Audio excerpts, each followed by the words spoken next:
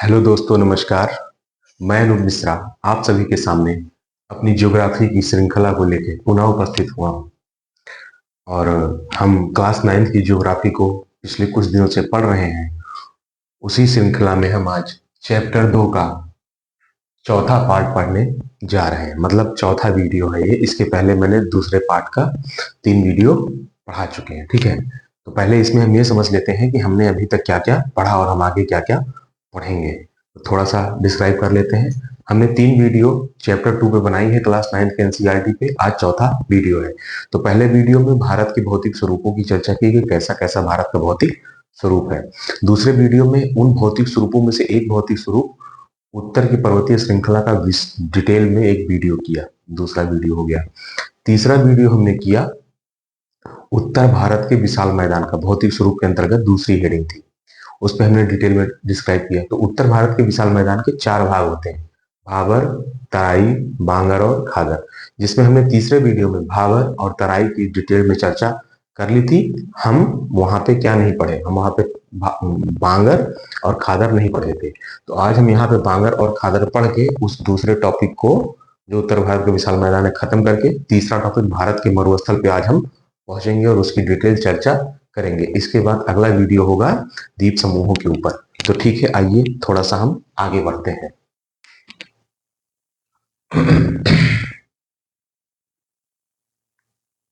उत्तर भारत के विशाल मैदान। उत्तर भारत के विशाल मैदानों को हमने 4 भागों में बांटा था। एक फॉर्मूला था भात खाबो, भा तो खा बो। भा से भाबर, ता से तराई, खा से खादर, बा से बांगर।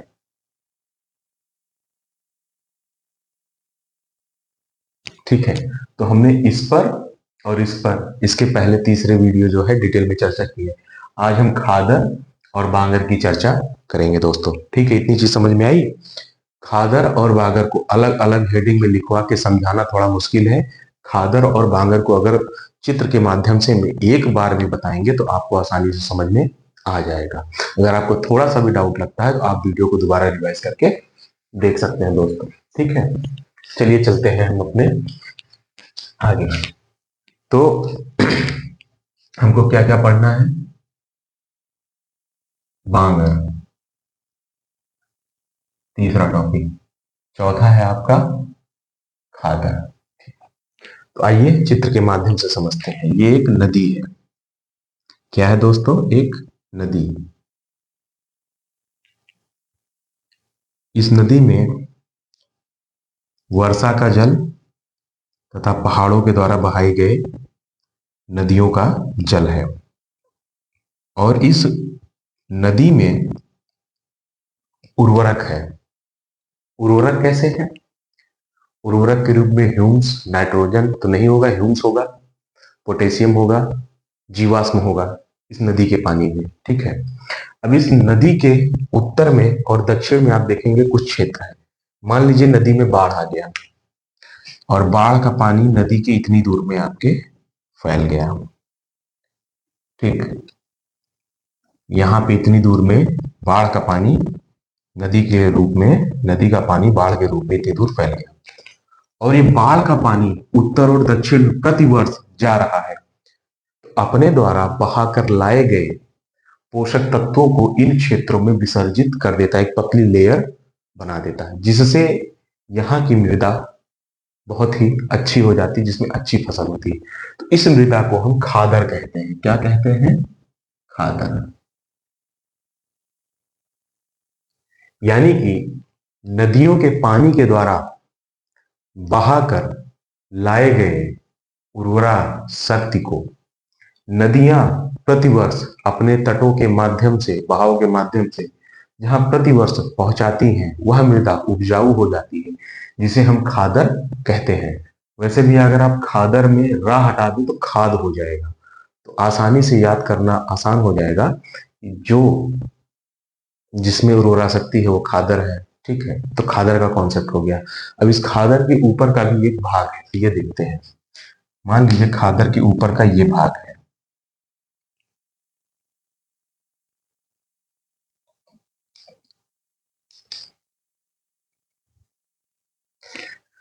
खादर के ऊपर भी एक भाग है। यहां से यहां तक तो नदियों का पानी प्रतिवर्ष पहुंचता है, लेकिन यहां से यहां तक नदियों का पानी प्रतिवर्ष नहीं जाता, कभी एक बार चला गया था। तो जो नदी में उपस्थित पोषक तत्व थे वो यहाँ पर भी विक्षेपित हुए थे, यहाँ पर भी आ गए थे, लेकिन समय के साथ साथ उनकी शक्ति क्या हो गई, घट गई उपयोग की वजह से, वनस्पतियां उग जाने से। तो ऐसा क्षेत्र जहां पर नदियों का पानी कभी एक बार चला गया है और उसके बाद वहां नहीं जा रहा है, तो वैसे क्षेत्र में पोषक तत्वों की क्या हो जाएगी, कमी हो जाएगी। तो वह क्षेत्र क्या कहलाएगा, बांगर क्षेत्र कहलाएगा। तो आई होप मुझे क्लियर हो गया है कि आप लोगों को खादर और बांगर का बेसिक डिफरेंस समझ में आ गया है। ठीक है,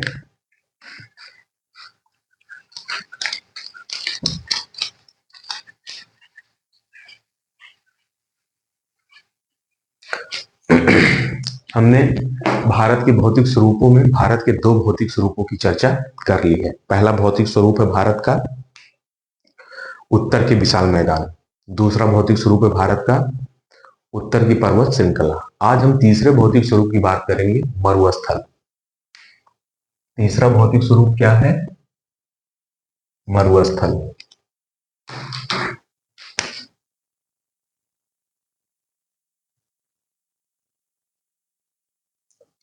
जिसे हम किस नाम से जानते हैं, थार का मरुस्थल, या जिसे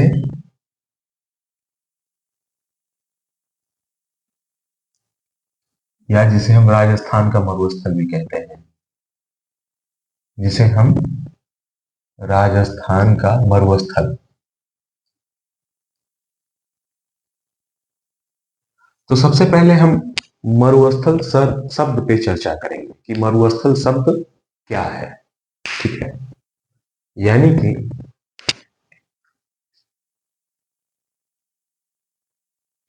मरुधन स्थल।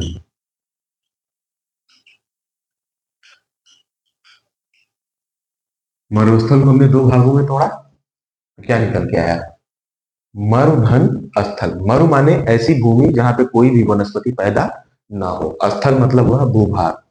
तो मरुस्थल मतलब ऐसा उद्यान है, ऐसा क्षेत्र जहां पे कोई वनस्पति ना उग सके। ठीक है, ये चीजें समझ में आ गई होंगी आप लोगों को।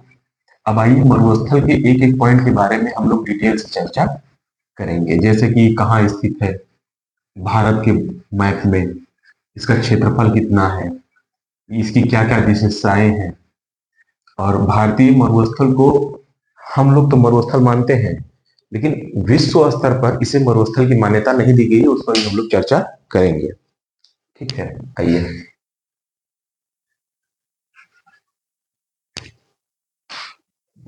ठीक है दोस्तों,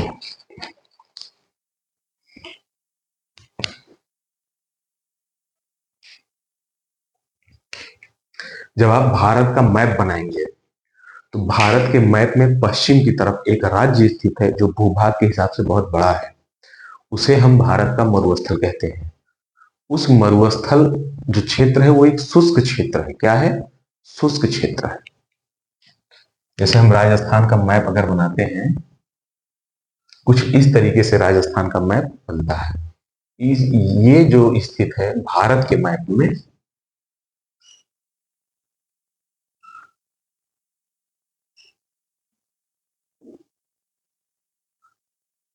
शॉर्टकट में बना दे रहा हूं, समझ लो। तो ये जो क्षेत्र है ये आपका क्या है, इसी को हमने जूम करके यहां बना दिया। तो इस पूरे क्षेत्र, इसका क्षेत्रफल कितना है, मरुस्थलीय क्षेत्र का क्षेत्रफल कितना है, 1,75,000 वर्ग किलोमीटर इसका क्या है, क्षेत्रफल है। ठीक है दोस्तों, तो इसका क्षेत्रफल कितना, 1,75,000 वर्ग किलोमीटर इसका क्षेत्रफल है।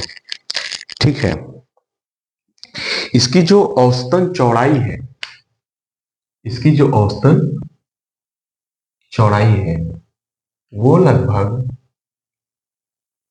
300 किलोमीटर है और इसकी जो लंबाई है लगभग 640 किलोमीटर।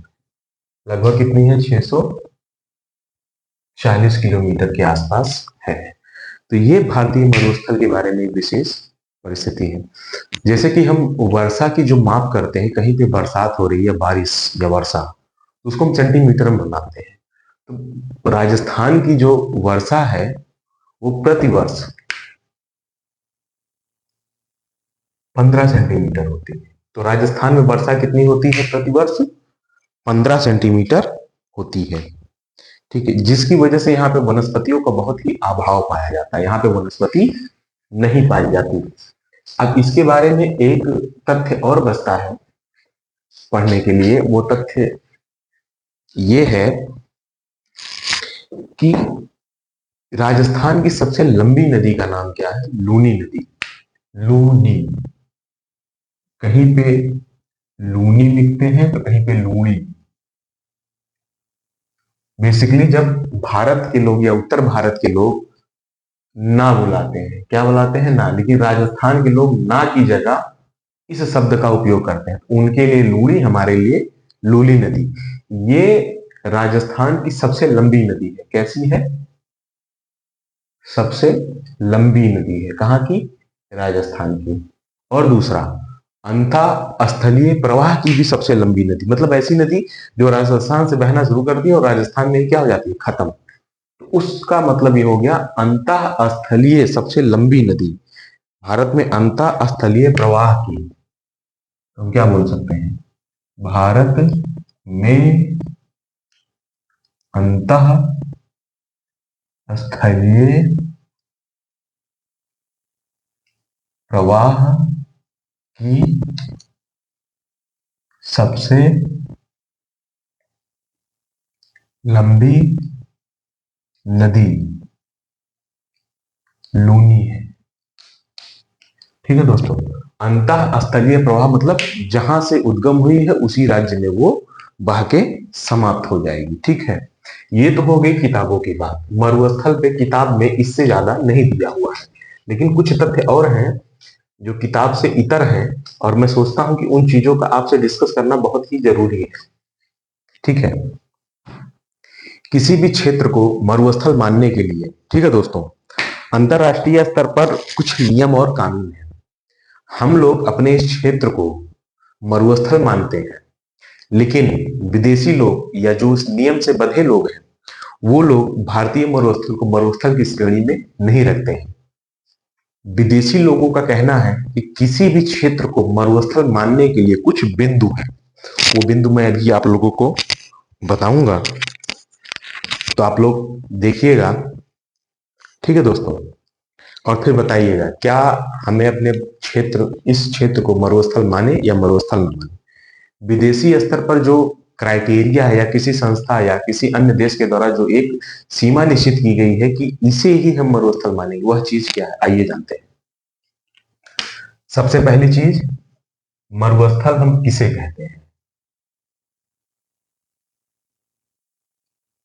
मरुस्थल किसे कहते हैं? नंबर एक, आबादी। अंतरराष्ट्रीय स्तर पे जो मान्यता है उनका यह मानना है कि मरुस्थलीय क्षेत्र में आबादी निवास नहीं कर सकती। जबकि ये लिख दे रहा हूं RAJ यानी राजस्थान, और ये इंटरनेशनल लॉ। ठीक है, लोग क्या कहते हैं कि जहां पे मरुस्थल होगा वहां पे आबादी निवास नहीं करेगी। लेकिन भारत में जो एक राज्य राजस्थान है, जिसे हम मरुस्थल या मरु प्रदेश या राजस्थान का मरुस्थल यथा रेगिस्तान कहते हैं, वहां पे आजादी निवास, वहां पे आबादी निवास करती है। ठीक है, दूसरी चीज,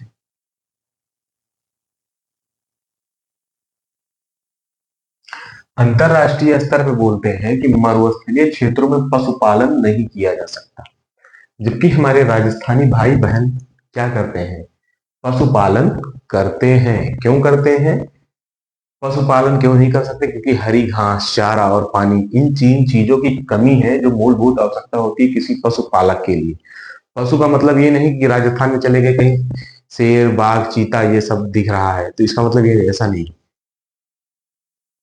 पशुपालन का मतलब ऐसे जानवर जिनको हम अपने यहाँ पालें और उनसे निकलने वाले दूध और बच्चों का उपयोग हम कर सके खाद्य पदार्थों के रूप में। तो यहाँ के लोग भेड़ भी पालते हैं, बकरी भी पालते हैं, ऊंट भी पालते हैं और उनका दूध भी निकालते हैं और व्यापार भी करते हैं। ठीक है दोस्तों, तो इस आधार पे यहां से भी और यहां से भी राजस्थान की मरुस्थल को मरुस्थल नहीं कहा जा सकता। तीसरी चीज,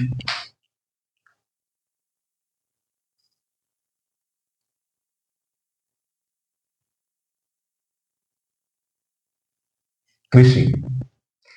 तीसरी चीज, अंतरराष्ट्रीय स्तर पर कहा गया है कि मरुस्थलीय क्षेत्रों में आप कृषि नहीं कर सकते, कृषि आप नहीं कर सकते। लेकिन राजस्थान के हमारे भाई बंधु कृषि भी करते हैं। क्या करते हैं? कृषि। कृषि में जौ और बाजरा, बाजरा प्लस मक्का, जौ नहीं होगा, बाजरा प्लस मक्का, 200 बोरी, 300 बोरी, 400 बोरी, 900 बोरी, एक एक बोरी 500-500 किलो, 600-600 किलो, 700-700 किलो की बोरी होती है। तो ये लोग कृषि भी करते हैं। ठीक है, इस स्तर पे भी ये लोग कहते हैं कि आपका क्षेत्र मरुस्थल नहीं है। चौथी चीज आ जाइए, वनस्पति।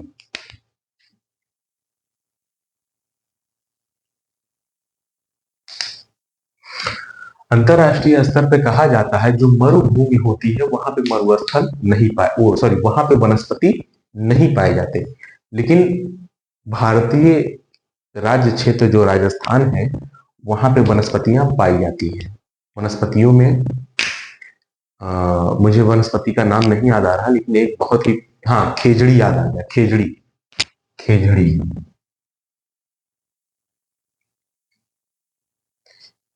यहाँ पे खेजड़ी का वृक्ष पाया जाता है, जिस वृक्ष के नीचे इनके लोक देवता की पूजा होती है। पशु पक्षी इंसान उसी छांव में बैठते हैं, उस पे लगने वाले फल को वहां के मनुष्य सब्जी के रूप में उपयोग करते हैं तथा उस पेड़ की पत्तियों को खाकर जानवर अपना जीवन निर्वाह करते हैं। ठीक है, ये सारी चीजें अंतरराष्ट्रीय स्तर पर कहता है कि ये सारी चीजें मरुस्थल में नहीं होनी चाहिए, तो वह क्षेत्र क्या कहलाएगा? मरुस्थल कहलाएगा। लेकिन भारत में ये सब सारी चीजें होती हैं और फिर भी भारत के लोग इसको क्या मानते हैं? मरुस्थल, जबकि अंतरराष्ट्रीय स्तर पर इसको मरुस्थल नहीं माना गया है। अब आगे क्या हुआ? फिर अंतरराष्ट्रीय स्तर के लोगों ने एक डिसीजन पे पहुंचे और उन्होंने ये कहा कि देखो भाई, हम आपके पूरे राजस्थान के क्षेत्र को मरुस्थल तो नहीं मान सकते, लेकिन पूरे राजस्थान में 180 से 200 क्षेत्र, कितने, एक मोटा मोटी मान लीजिए 180 से 200 क्षेत्र जो गांव टाइप के हैं, छोटे, कुछ यहाँ मान लिया, कुछ यहाँ, कुछ पॉइंट यहाँ, कुछ पॉइंट यहाँ, कुछ पॉइंट यहाँ, ऐसे इन छोटे छोटे क्षेत्रों को हम क्या मान रहे हैं? ये छोटा सा क्षेत्र मरुस्थल है, ये छोटा सा क्षेत्र मरुस्थल का टीला है, ये छोटा सा क्षेत्र मरुस्थल का टीला। ऐसे 100-200 पॉइंट चिन्हित किए कि ये इतनी इतनी दूर में ये मरुस्थल, बाकी पूरा आपका राजस्थान मरुस्थल नहीं है, क्योंकि इसके लिए फंडिंग भी होती है। वहां के जीवन निर्वाह, कृषि, शिक्षा, व्यापार, पशुपालन, सभी चीजों पे ये चीज समझ में आ गई। अब जैसे भारत में जो राज्य है राजस्थान या मरु क्षेत्र, उसके मरुस्थल का विस्तार हो रहा है। मरुस्थल का विस्तार कैसे? यानी कि ये राजस्थान क्षेत्र है, यहां से पूरब की ओर जब हवाएं बहती हैं तो अपने साथ कुछ रेत लेकर आती हैं। क्या लेकर आती हैं? रेत। और वो जब जमीन में पड़ती हैं पड़ती हैं पड़ती हैं तो उस जमीन को भी धीरे धीरे क्या बना देती है? बंजर, क्योंकि वो पानी की मात्रा ज्यादा सोखता है और पानी उतना वहां है नहीं। अब जब उन क्षेत्रों को बंजर बना देता है, लेकिन बीच में अरावली पर्वत श्रेणी पाई जाती है जो पूर्व और सॉरी जो उत्तर और दक्षिण की तरफ है, जो इधर से आने वाली रेत को रोक कर यहीं पे गिरा देता है और पूरब की तरफ मरुस्थलीकरण को रोकता है। ठीक है, इस वीडियो में बस इतना ही। मुझे जितना आप लोगों को समझाना था मैंने समझा दिया। अब आगे की चीजें नेक्स्ट वीडियो में आएंगी। तब तक के लिए जय हिंद, जय भारत, नमस्कार, धन्यवाद।